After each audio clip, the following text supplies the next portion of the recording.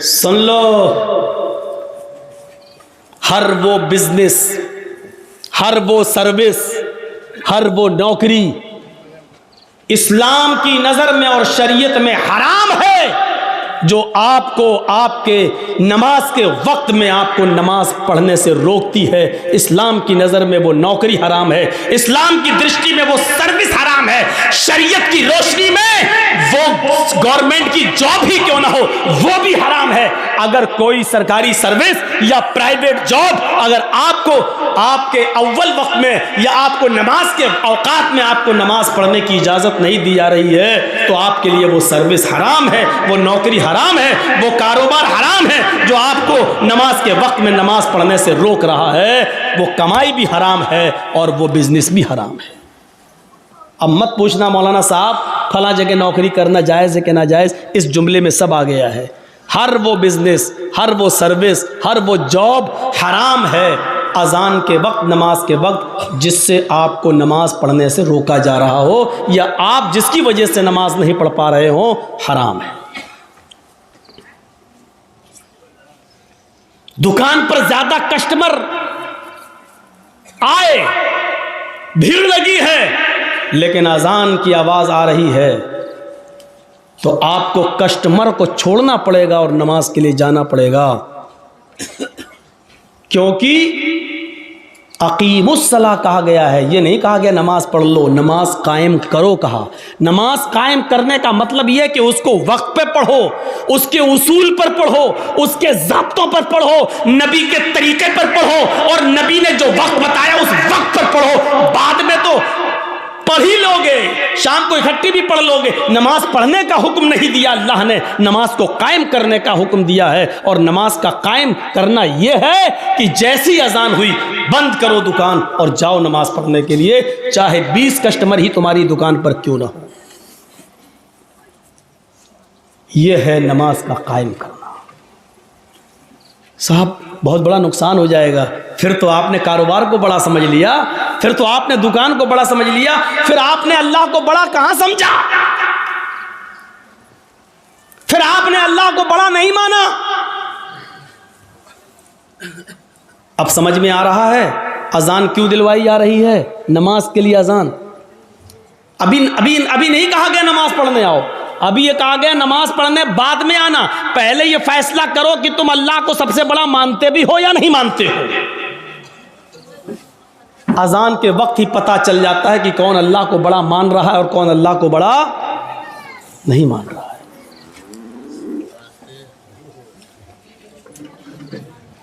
अजान के वक्त ही पता चल जाता है। इस जुमले को बार बार 2 बार कहा जा रहा है और फिर 2 बार और कहकर 4 बार कहा जा रहा है। पूरी अजान उठा लो, 4 बार कोई जुमला नहीं कहा गया, सबसे पहले यही जुमला 4 बार कहा जा रहा है। अल्लाहु अकबर, अल्लाहु अकबर 2 बार हो गया। अल्लाह सबसे बड़ा है, हाँ अल्लाह सबसे बड़ा है। आए कारोबार में मसरूफ रहने वालों, आए खेतों में मसरूफ रहने वालों, आए ऑफिस में बिजी रहने वालों, हाय सरकारी और प्राइवेट जॉब में मशगूल रहने वालों, हाय दुकानों में मसरूफ रहने वालों, अपने अपने घरों में बिजी रहने वालों, दोबारा फिर सुन लो, अल्लाहु अकबर, अल्लाहु अकबर। अल्लाह सबसे बड़ा है, अल्लाह सबसे बड़ा है, तुम्हारे कारोबार से बड़ा। अल्लाहु अकबर असल में इसमें तफजील का जो इस्तेमाल होता है वो मिन के जरिए भी होता है। इसके बाद ये लफ्ज साइलेंट है जो दिल में रखा जाता है लेकिन बोला नहीं जाता है। अजान पूरी क्या है, अल्लाहु अकबर का पूरा जुमला क्या है, अल्लाहु अकबर मिन कुल्ली शैइन, ये है। समझ में आ रहा है ना? बहुत स्लो बोल रहा हूं, अभी स्पीड बढ़ेगी मेरी, अभी इतना जहन में रखिए। अजान का सही जुमला क्या है, अल्लाहु अकबर मिन कुल्ली शै, लेकिन मिन कुल्ली शै नहीं बोला जाता है, लेकिन वो दिल में रहता है। मिन कुल्ल शय का मतलब क्या हुआ? हर चीज से। अब तर्जुमा क्या होगा? अल्लाहु अकबर मिन कुल्ल शय, अल्लाह हर चीज से बड़ा है। लेकिन मिन कुल्ल शयइन बोला नहीं जाएगा। जैसे इंग्लिश में नाइफ किसको कहते हैं? चाकू को। नाइफ के माना चाकू, लेकिन के लिखा जाता है, बोला नहीं जाता, वो साइलेंट रहता है। नी मानी घुटना, इंग्लिश में नी मानी घुटना, लेकिन के लिखा होता है लेकिन बोला नहीं जाता, पढ़ा नहीं जाता।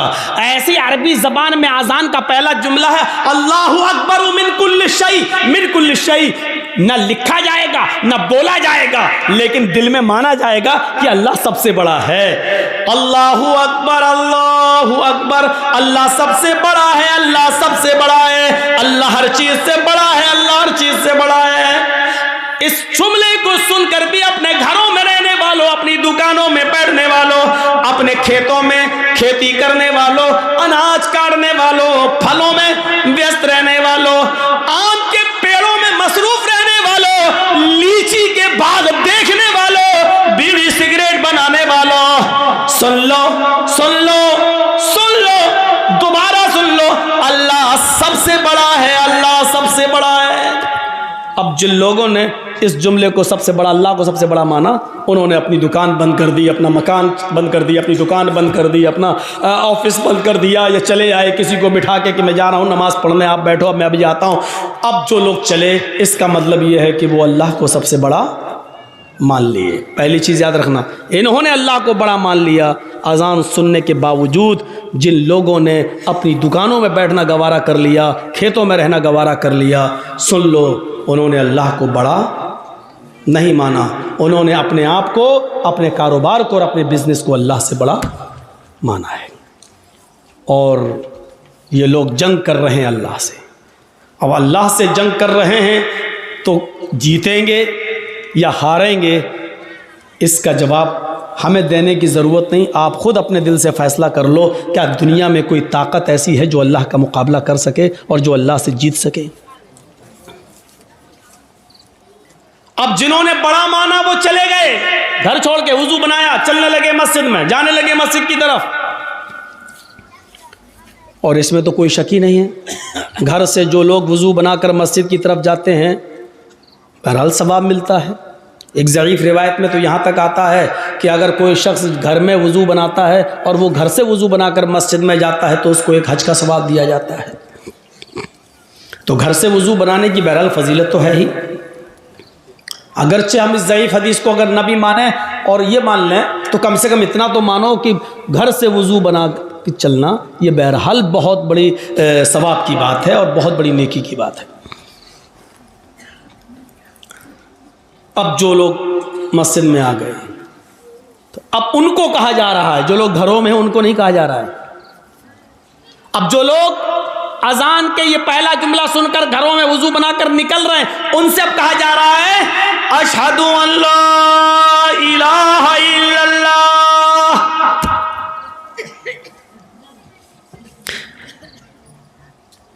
मस्जिद में आने से पहले इस बात की गवाही दो, मैं गवाही देता हूं इस बात की कि अल्लाह के अलावा कोई माबूद नहीं।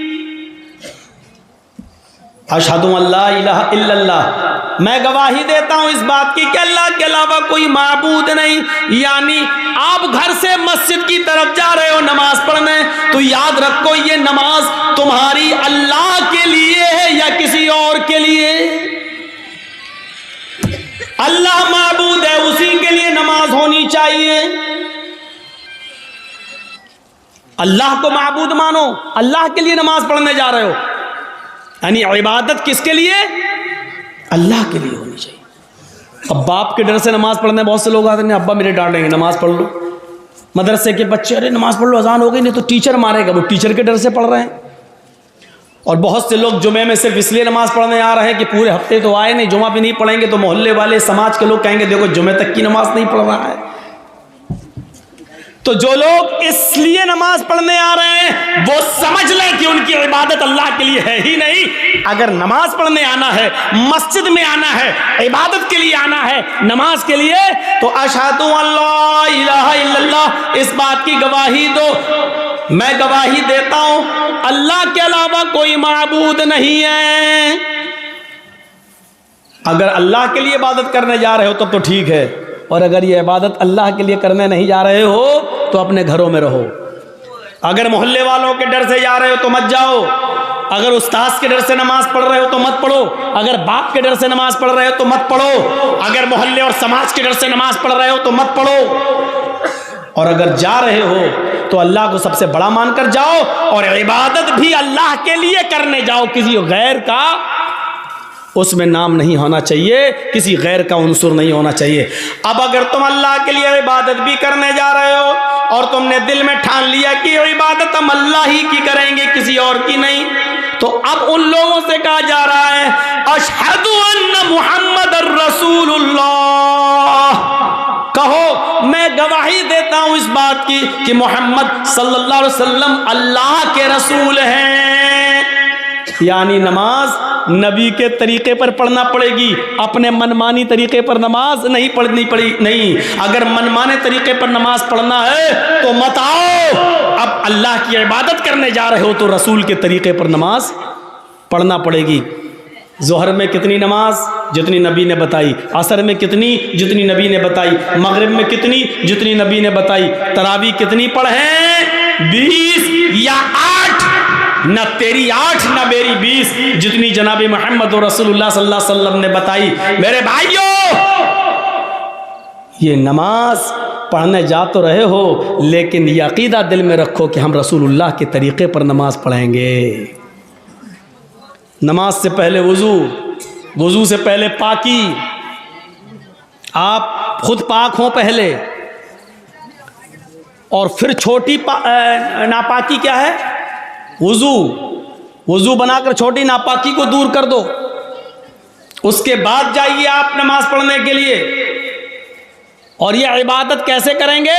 जब आप वुजू बनाकर घर से मस्जिद की तरफ निकलेंगे तो अल्लाह ताला हर एक कदम पर तुम्हें एक नेकी देगा, हर कदम पर एक नेकी, और एक गुनाह माफ भी होगा।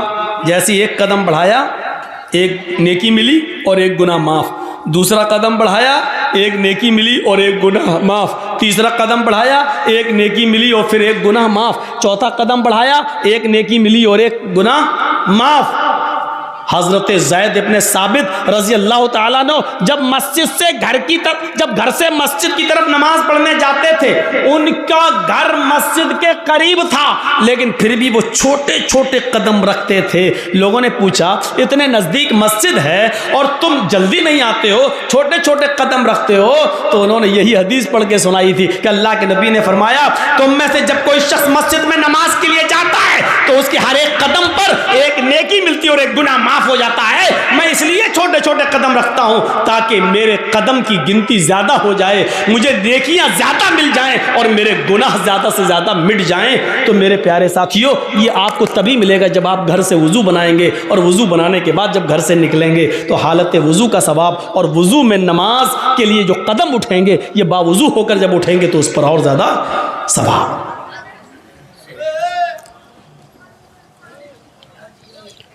तो अल्लाह को पहले सबसे बड़ा मानो। जिन्होंने अल्लाह को सबसे बड़ा मानकर अपना कारोबार, अपना बिजनेस बंद कर दिया, वो मस्जिद की तरफ जाएं। मस्जिद की तरफ जाने वालों, अगर अल्लाह के लिए इबादत करने जा रहे हो तो ठीक, वरना मत जाओ। और अल्लाह के लिए इबादत करने जाने वालों, अगर यह इबादत जनाब मोहम्मद रसूलुल्लाह के तरीके पर करना है तो ठीक।